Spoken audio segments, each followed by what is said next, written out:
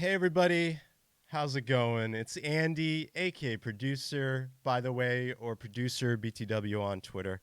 That's right, it's another episode of Cafe BTW, a morning gaming coffee podcast. And I do have coffee. I like to drink iced coffee, so you might see me sucking on these straws here. And I know a lot of people out there don't appreciate straws. I get that. But I wanted to welcome just a few people that have arrived. Thanks everyone that's showed up. Oh, good morning, the guiding light. Thank you so much, Biff. No, this isn't Martha Stewart Bake Streams. I'm sorry, Biff. But thanks so much, Genzo, of course. Thanks for being here.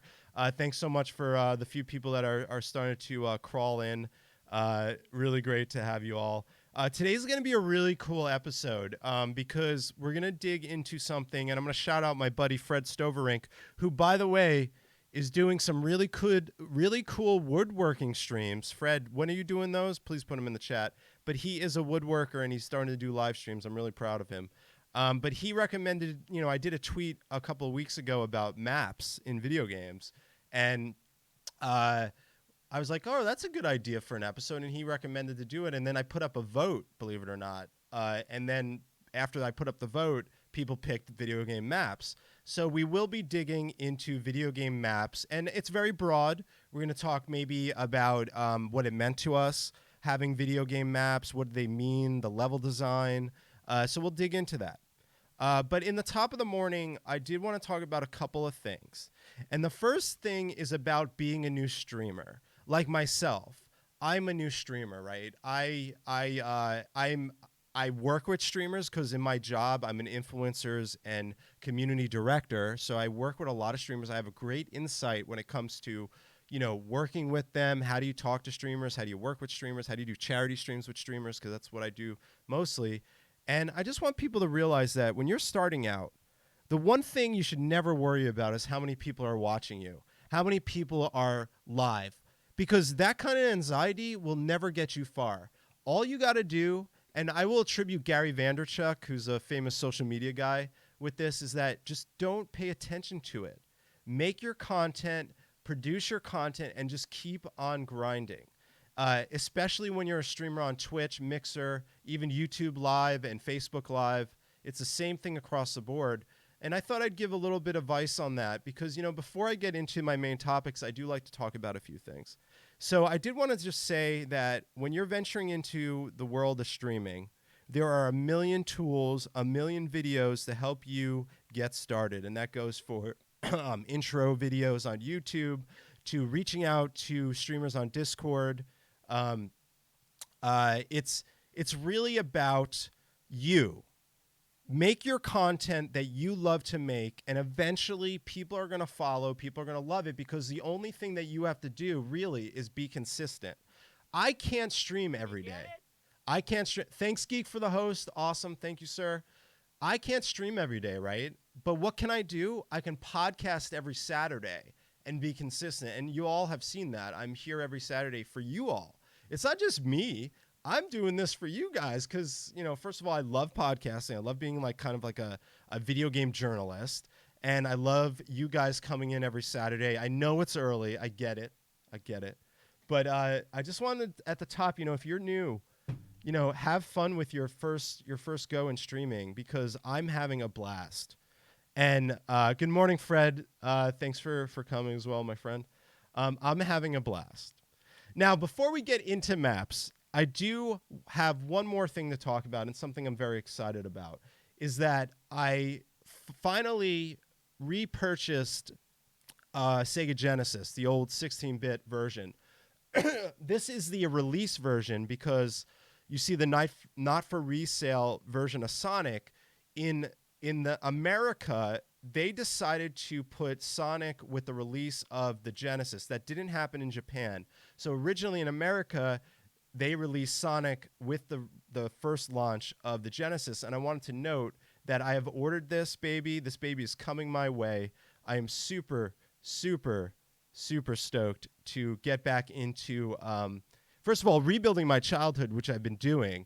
As you guys know, I have a GameCube now. I have a Dreamcast. I have my Sega Saturn because I love the Sega Saturn. Thank you, Guiding. So this thing right here, if the picture matches what's coming, I'm going to be really happy.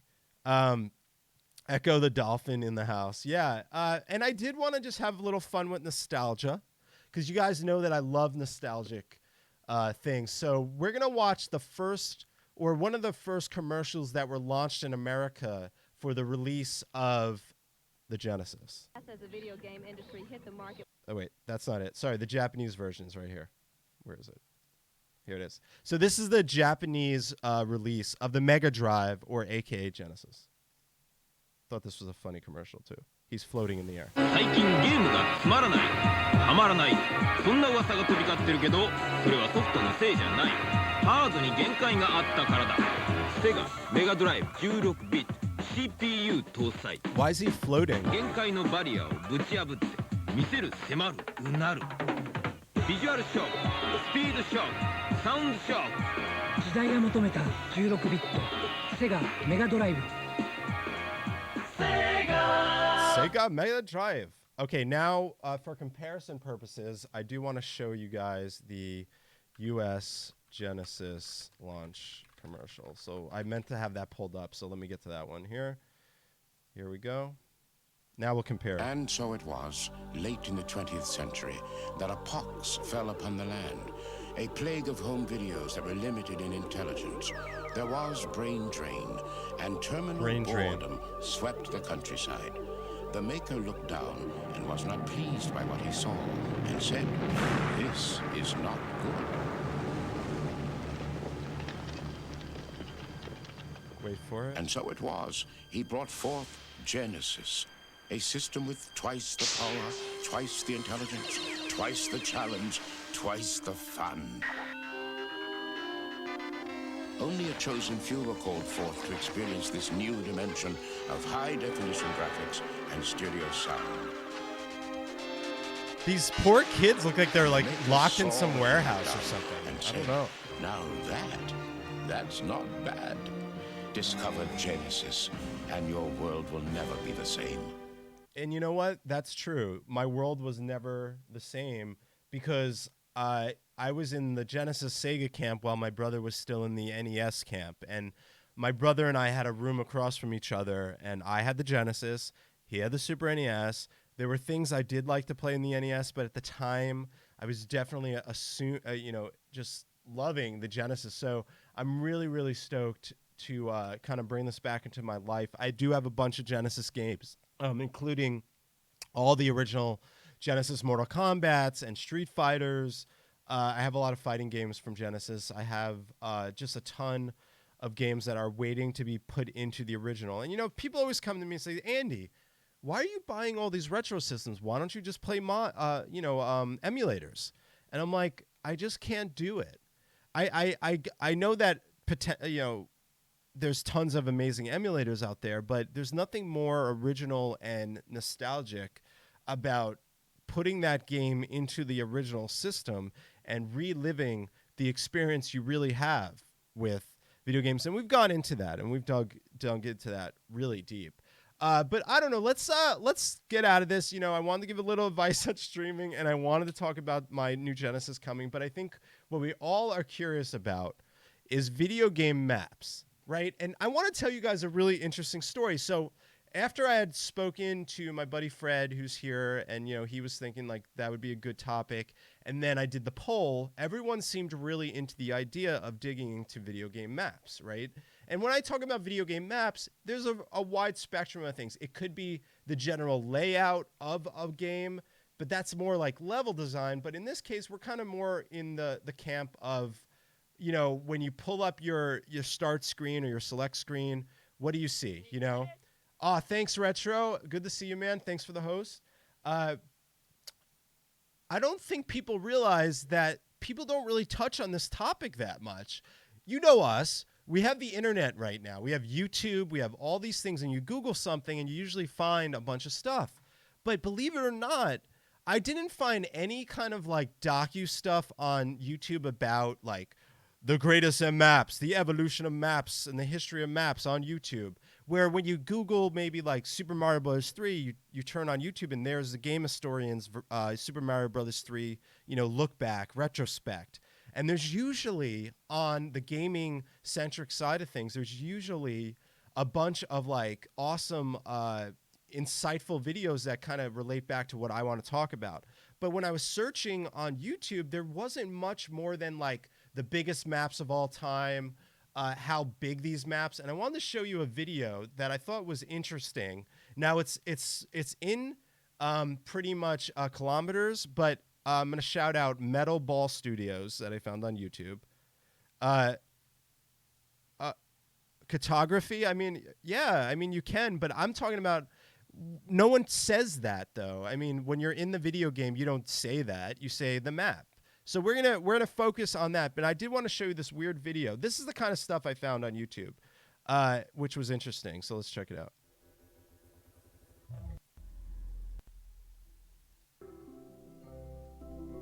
Grand Theft Auto 3, 9 kilometers.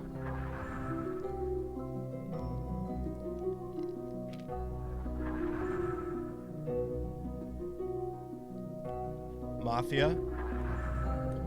Grand Theft Auto San Andreas. Elder Scrolls. Fallout 3. These are all recognizable games I think of when I think of maps. Elder Scrolls Oblivion. Red Dead Redemption. Far Cry 3. Far Cry 2. GTA 4. The Witcher 3. World of Warcraft, absolutely. Superman Returns, sure. Operation Flashpoint, Dragon Rising. Burnout Paradise, yep. True Crime, Los Angeles. Just Cause 2. Astron's Call, that's an old school MMO. Test Drive. The Crew. Fuel. I think there's more. There's more. Guild Wars. Nightfall. This guy put together something really neat, though. I will give him that. Elder Scrolls 3. Whoa. Minecraft.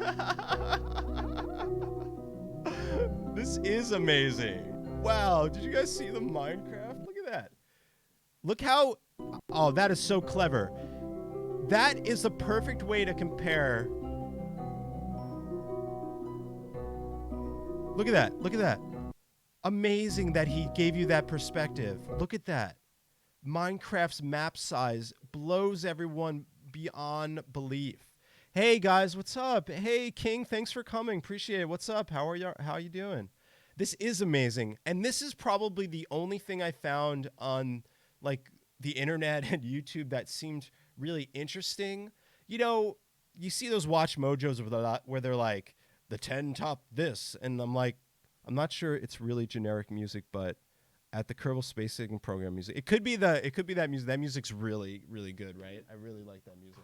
But I think Minecraft is something to start with because as you can see, just the size, the pure size of a Minecraft map blows everything out of comparison. Doing good, man.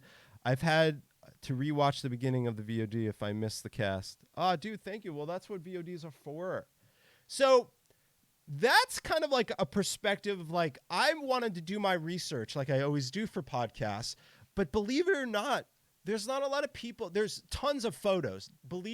Don't get me wrong. There are tons of images of maps all over the internet, but there's not a lot of commentary. So I'm really excited that I get to at least touch on this topic. And I think it's just a great topic in general. We do have some guests coming in the next few weeks. I did mention last week we were going to have a guest today. I apologize. They had to push, but I figured, you know what, whatever. We're just going to keep pushing on the awesome retro topics that we're going to keep diving into, very much like this. And like last week, we talked about video game movies. So I'm just excited to look at maps and talk about the nostalgia behind it. So let's talk about the nostalgia behind this. As you know, this is the Legend of Zelda map. This is technically a level, but if you look at it, it really is the map because you are walking through parts of this game the way you would, you know, get to different areas, and every area has something different going on. And I thought that this was a pretty neat little graph. This site, I'm going to shout the site out. It's called gvgmaps.com. And they have these really cool kind of retro looks, and they pull up the maps. And this is a good example of, you know, when I started to think of when I was playing video games, a game that really opened things up for me. I know you couldn't really like press start and look at the map like you would in the modern times, but there were things I would remember. Like when you could remember how you got somewhere in a game, then there's definitely amazing level design, and the fact that there's like a place to go, there's geography there. If that makes sense. I attribute the original Legend of Zelda very much to like opening my eyes to very early types of games being able to be as big as they are.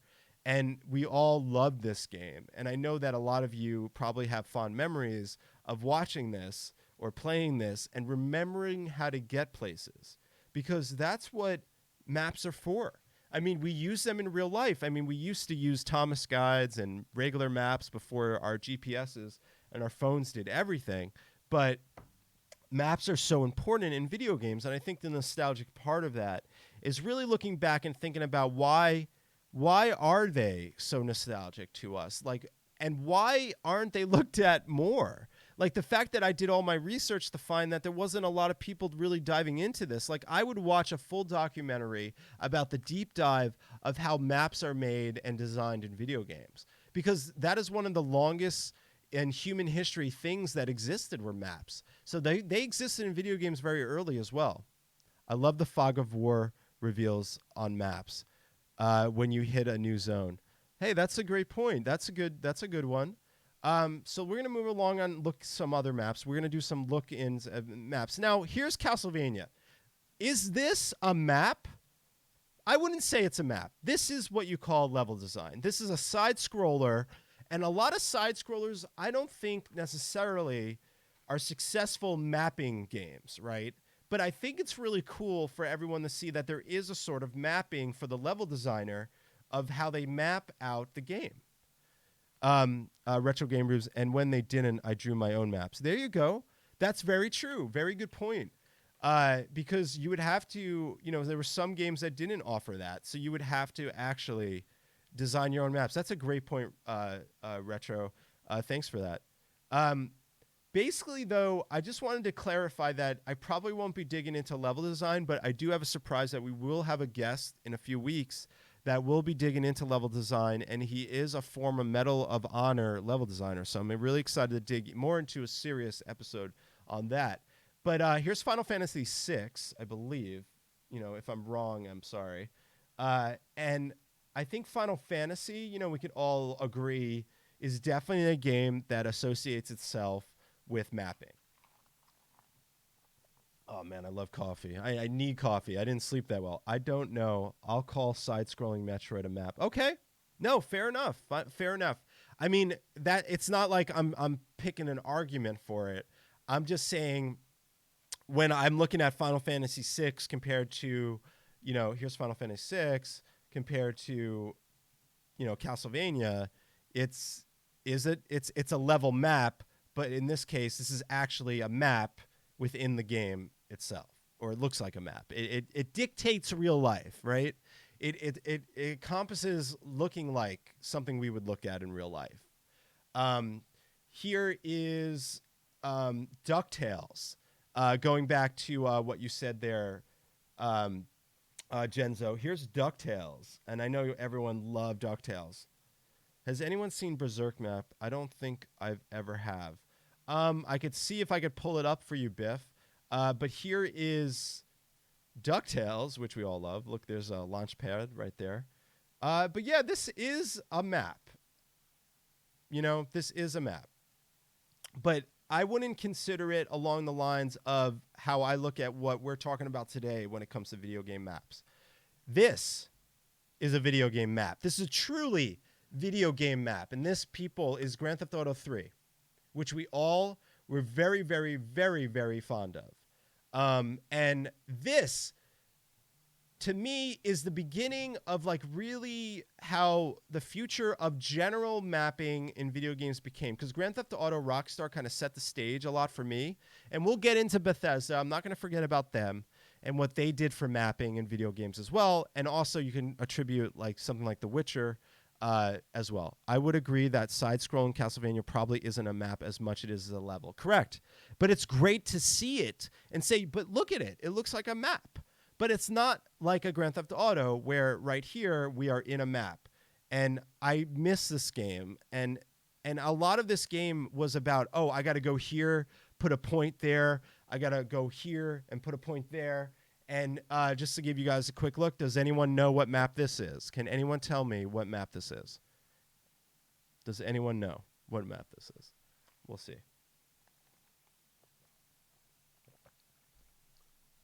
Tell me what map this is, if you can. If not, I will.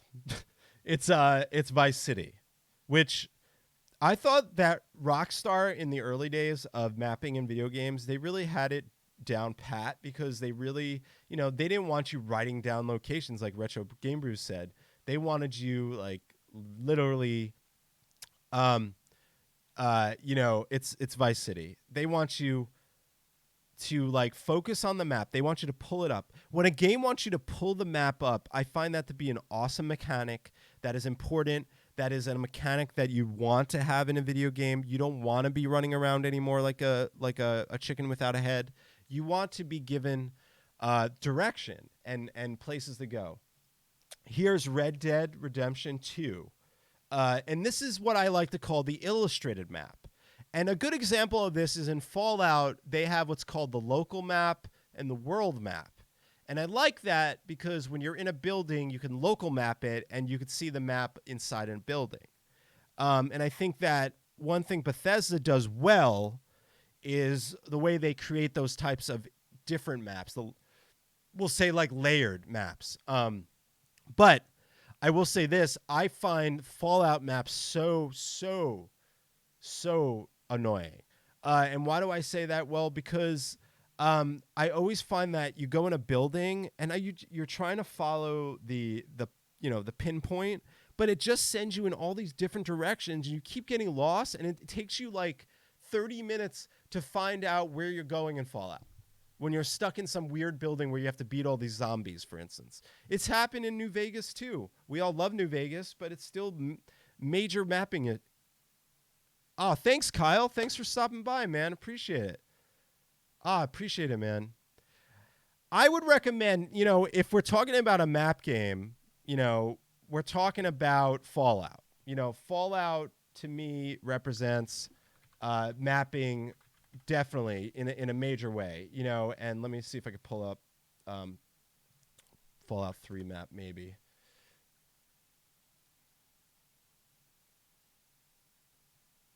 And I always noticed that the Fallout maps always had like these the green, like kind of like, I don't know, post-apocalyptic look.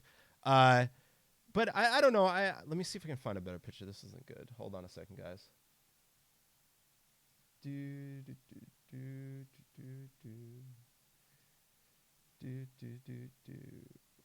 This is kind of like what the map looks like, but let's take Saint Row for instance. Did anyone play Saint Row the Third? Because I did, and I loved it. I love Diablo 2 maps that overlay like AR. Diablo 2 had the over the top kind of look, for instance, and I did like that. I'd call it retro CRT. Oh, I like that. But look at this map, and this is Saint Row, and they're taking a card from Rockstar, who does it really well, and I really think that Rockstar does it really well. The illustrated maps are something I definitely wanted to look at, and this all reminds you of Game of Thrones opening. But we all know that Skyrims and the Oblivions and the Elder Scrolls of the world existed before Game of Thrones, the TV show, and even the book. But these, I believe, this is Oblivion, and then this is Skyrim. And I love the illustrated maps that they put in games. Well, let's look at Diablo 2, actually. Diablo 2 I would say is a great example of mapping. I would say I think you're correct to say that. Let's see if I can get this in a new window for you guys. No, that's really small. Let me get us a big look. I want to look into Diablo because this is important stuff right here. See if we can pull this baby up.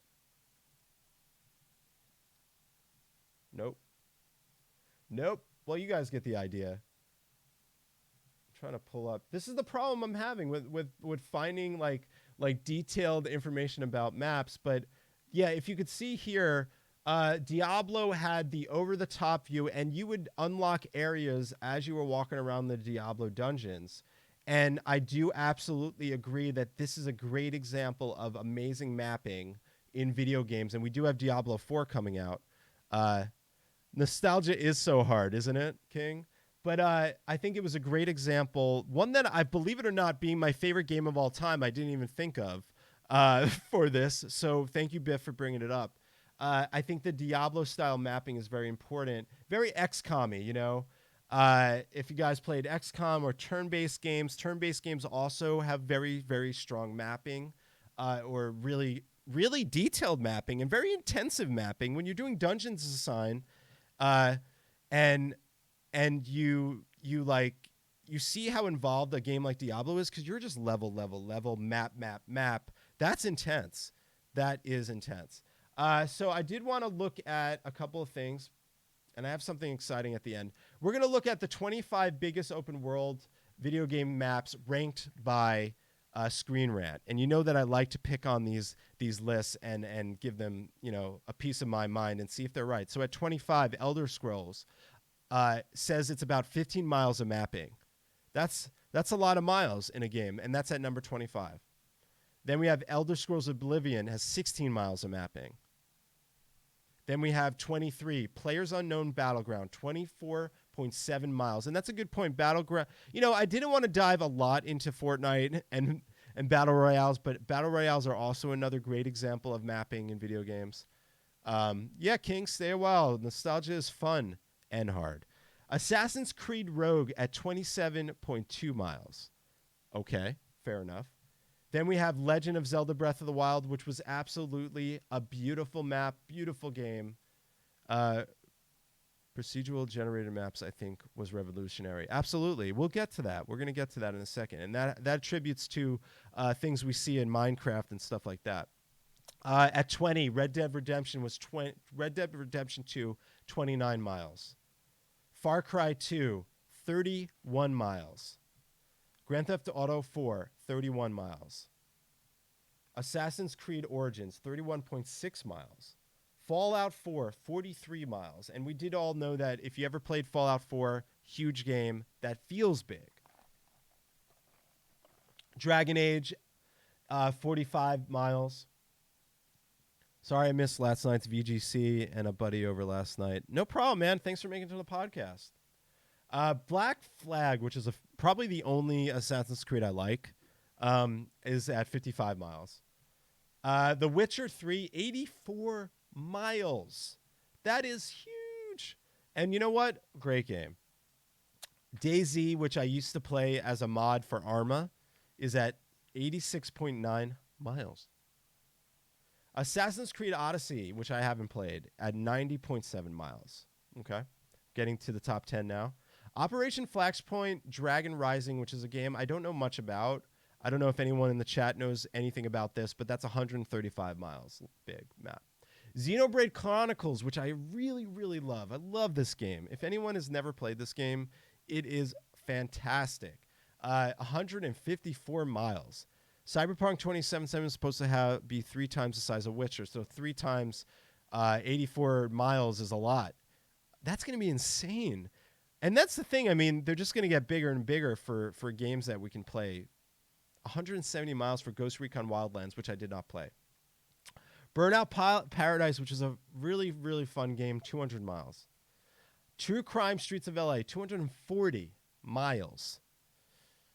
Elite Dangerous is, we'll get to that. That's more, I think, generated. Like, isn't it generated like a No Man's Sky? But it should be on this list.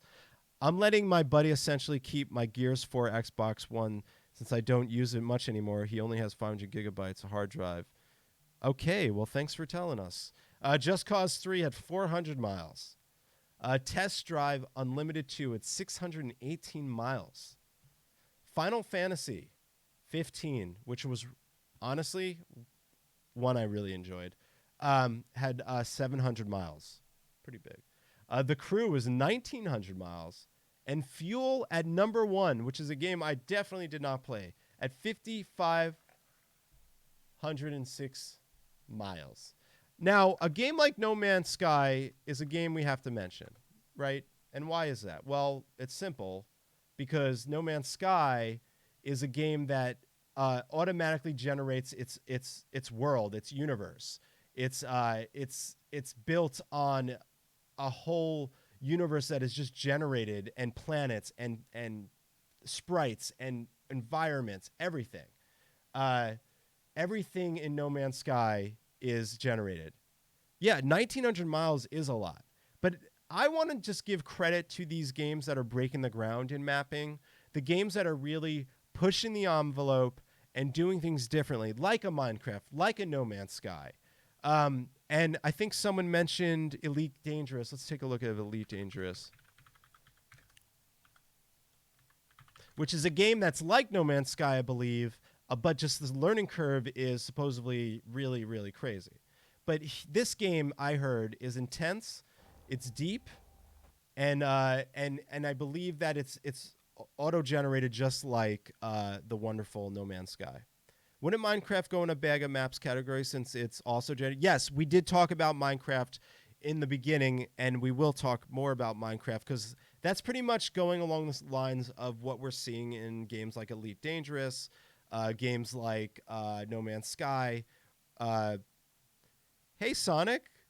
Yeah, everything's great. Thanks for stopping by. Appreciate it. Thanks for coming by the podcast. We're just getting into to maps here. I prefer a well-designed, smaller map like Subnautica's. Very good. Very good call out. Subnautica is an amazing game. I really like Subnautica.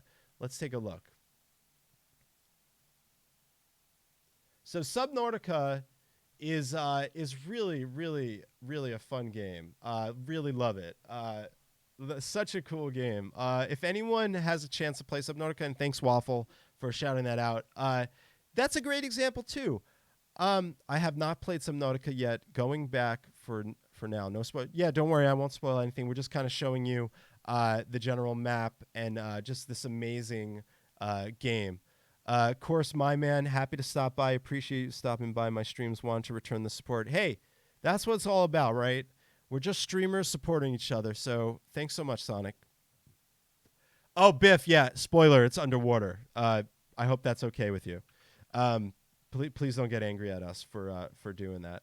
I think that generally I have really enjoyed this topic, and I'm just baffled still that this whole map thing was not looked into deeper. People should do full documentaries on this stuff. Like this is like important stuff. I mean, like I'm almost like baffled that people don't have more information about more detailing. And I'm sure there are, but I had to really dig. And I just wanted to show you guys a few more. So we have a few other games here. You got Chrono Trigger over here, which is also well-mapped game or a good example of a game. Let's see, we have, let's see what we got else here. This is really interesting.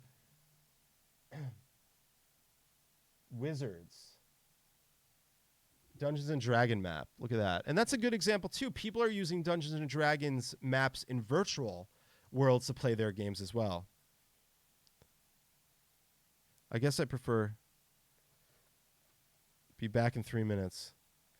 What's that, Genzo? I don't know what you're talking about. But this is so intriguing, man. I mean, I'm so glad that we touched this because we could say that we talked about video game maps. And I am just fascinated by them. And I think that we might have to look into this a little bit further. I remember making my own graph paper back in the days of Zork. Retro Game Brews talked about that earlier, about how there were games where we had to forcibly draw our own maps. And Zork is a great example. And that's a game, Sanity, that a lot of people probably don't know much about in this chat. But I could be wrong. But good point, and thanks for stopping by. I appreciate it. There are no nipple minutes in this podcast, by the way, and I'm not going to get into that. Oh yeah, I'm sorry we spoiled some Nauticas on the water. I'm really sorry about that. So so this show's just going to be a little bit shorter. I always like to say that our episodes are between 40 to an hour. I have really, really exciting news. We have some awesome guests coming up. We're going to have a guest host next week. I won't announce till Wednesday. We'll have a guest the following week, and we'll have some guests the following week after that. So we're going to be really busy coming up. But I do want to say that as an act of giving for me during this awful time, I have decided to give out a video game every podcast episode from now till the summer is over. Because we are in the summer, this is a time to have fun, and, you know, maybe we're stuck at home a little bit more. So I want to give you guys and do something back. So today, the game we're giving away is Moonlighter, and I just want to show you guys the trailer. Every hero has a goal, a quest, a final destination.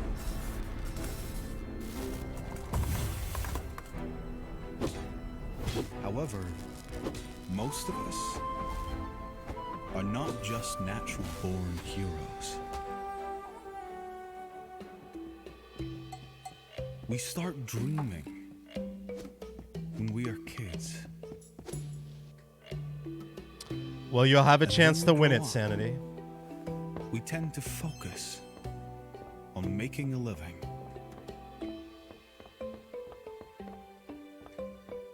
It's a cute game, trust me. But some of us keep on dreaming. Facing new challenges.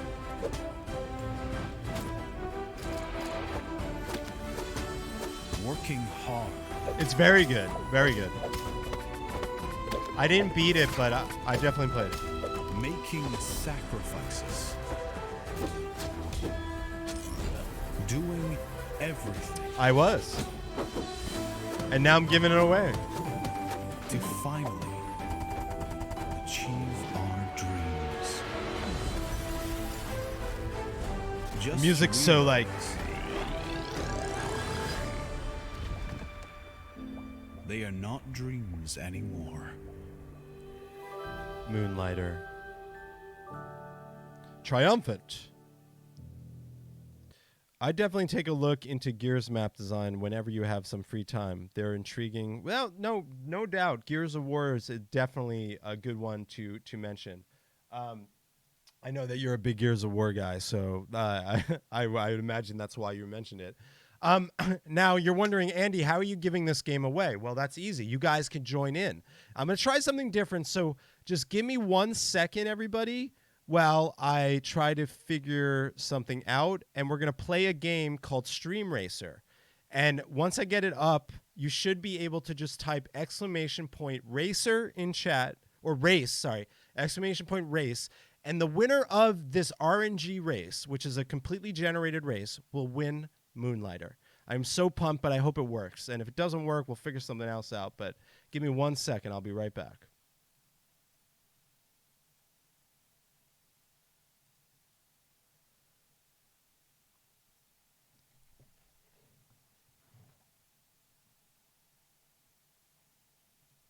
Okay. Does everyone see the screen? You should be able to type !race right now. Let's make sure it works. Please put exclamation. There you go. Okay, we got them. We're loading up. Come on, everybody, get in there. Winner of the race is going to win Moonlighter. So I know we have more people in here. !race. There we go. Perfect. All right, cool. Any more? Got it. Genzo. Good. There we go. Sanity. Retro Game Brews. Cool. Oh, this is going to be fun. I don't know if this is going to work. I discovered this game by watching another streamer and then discovered that you can only get it through their Discord. Let's see how many people we got here. We got 7. That might be just about right. So let's see. If there's no one else, I know there's a few others in chat. Please put exclamation. But Waffles, join the race anyway, please. If you win, we'll just give it to the second place, okay? I would love for everyone to join in on this race, even if. There you go. Perfect. Thank you. So everyone, caveat, if Waffles happens to win, second place will get Moonlighter because he's giving up the game there. All right, let's get this thing rolling. It's going to start in 1 minute. I'm so excited. And I'm going to commentate for us all. All right, get ready, everyone. I'm so excited. So remember, every week we're going to be doing something like this. I'm going to check out some other built-in games. It looks like we got a bunch of people ready to win Moonlighter. I am excited. Remember, I don't control this race. I can only commentate. It's completely random number generator or RNG. And I'm just stoked to give out this game. And by the way, all you have to do is message me on Discord or in the Discord server. Hey, Genzo, can you share our Discord for anyone that's not a part of the Discord? I will give out the code if you message me on Discord. That's the only caveat. All right, here we go. We're 17 seconds away from the race. Get ready. Here we go. 10. I mean, can we count down? 10, 9, 8, 7, 6. Wait, 4, 3, 2, 1. Here we go, everyone. Good luck. All right, the race is beginning. Yeah, we're at the raceway. See? Here they are, all ready to race. And the race is off. We have Saturday in second place. Genzo is out in the lead, but we got Sonic taking the far lead with Biff Buffington in the back. But we're turning the corner, but it looks like Sonic is taking the full lead. He is out front, Sonic. Whoa, just like the character, he's fast. But we got in second place, we still got credit. Oh, Sanity Crypto hits a cone. So, we all fell off. It looks like Biff Buffington is stuck behind a film reel or a projector, whatever, a camera. It looks like Sonic's got a cone on him. He's stuck at the ramp. This is his chance. Waffle takes the lead. Waffle takes the lead. Oh, but we got Sonic getting pushed out. Oh, my Lord. Waffle is way out front, but he's turning around and mixing. We're coming back around. We got Al coming around the corner. Oh, no, he's spinning out. But Waffles is out front. Waffles is taking a fit. Oh, wow. Look at that. But right behind him, we got Genzo in second place with Sonic in third. But Waffles is out front. Is anything going to stop him? Yes. The grandstands are going to stop him. Genzo's going to turn around the corner. We got Genzo. Oh, Genzo. I'm losing my voice. Waffle takes the lead again. Waffle takes the lead. We got Al in second place. We got King in third. We got Genzo in fourth. And we got Retro Game Brews in fifth. But we're coming around the world. We got Waffles. Waffles is still out front. Remember, second place goes to Waffles. So technically, Al is going to win the game at the current pace. So we're going to go back to Al. Al is in second place, but he's going to take the lead. No! He spins out. Oh, my God. Biff is taking it. Whoa, we still got Waffles out front, though. Remember, second place wins when Waffles win. And we got Al in second place. Al is still in second place, so he is leading for the game. Biff is behind Al. Let's go behind. King is in fourth place. We got Sanity in fifth place. We're going far behind. Poor Retro Game Brews. He's out back. Genzo is falling behind. Let's go back out front where Al is winning, but he is just all over the place, people. I don't know what's going on. Let's see if we could... it looks like Al is out front. All right, Al. All right. He's going down the stretch. I don't know when this game ends, but he's going through another tunnel. We got Sanity Crypto in second place behind Al. I don't know if Sanity's going to have time to catch up, but we're going to see. We got Al turning. Okay. Whoa. It looks like the finish line is over there. We got Al take that. No, he hits a cone. Sanity. He's turning. No, what is he doing? What is Sanity doing? This is his chance. No, Al turns the corner. Al makes his way around. Al's might going to win this. It looks like Al might win this. Al is going to win Moonlighter. Congratulations. Let's see who we get in second place. We got Sanity in second place. Nice try, Sanity. Waffles in third. We got Retro Game Brews in 4th place. Or no, King's in 4th place. Sorry. We got, we'll see. The game's going to end soon. Oh, so Al, please message me on Discord and I will get you Moonlighter. I was really, really, really stoked to play this with everybody. So thank you so much. This is great. Retro Game Brews finishing. All right, everybody. Looks like Sonic is going to be last with Genzo in 7th. I'm so sorry, Genzo. So sorry. Genzo crosses. And we got the final guy, Sonic. The fastest hedgehog of them all is the last place. I'm sorry, Sonic. You were out in front in the beginning, though. You were like killing it, and then you hit a cone or something. Oh man, we're gonna try to do this every week. And congrats on everyone, and thanks so much for playing that. I hope everyone really had a good time with that. That was pretty fun. Did everyone have a good time today? I had a great time. We're gonna go raid someone now. What I usually like to do is raid someone in the retro community. That was so much fun, guys. I must admit that was pretty fun. I hope everyone enjoyed that. Awesome, guys. All right, so we're going to find a retro person here, and we're going to raid them, and we're going to call it a day. I'm going to start my long weekend, and I'm really excited. Why don't we check out this guy? His name is Game Tracks. All right, so we're going to raid Game Tracks.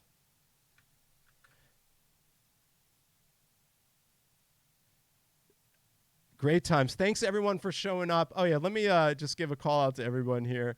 Thanks so much to everyone that showed up today. I can't thank you so as much as I can thank you for being part of Cafe By the Way. It's only open on Saturday mornings. We do a replay later today at 12 and PST, and then we'll do another replay on Tuesday, and Wednesday we do the announcement for the next topic. For the next episode. Please, Genzo, could you share our Discord? I'd love to get people involved. If you have any topics, I want to start doing votes for topics so we could do, like this week we did a vote. So if you want to follow me, it's at producer BTW. All my social media is below in the panels. Good to see you, King. Thanks you so much. Let's get a raid going here. We're going to go check out Game Tracks. I don't know this guy. He only has 6 viewers. Or we're going to send, or he has, I don't know how many viewers, but we're going to raid this guy. And I love you guys. Have a good night. God bless. Wash your hands. I love you.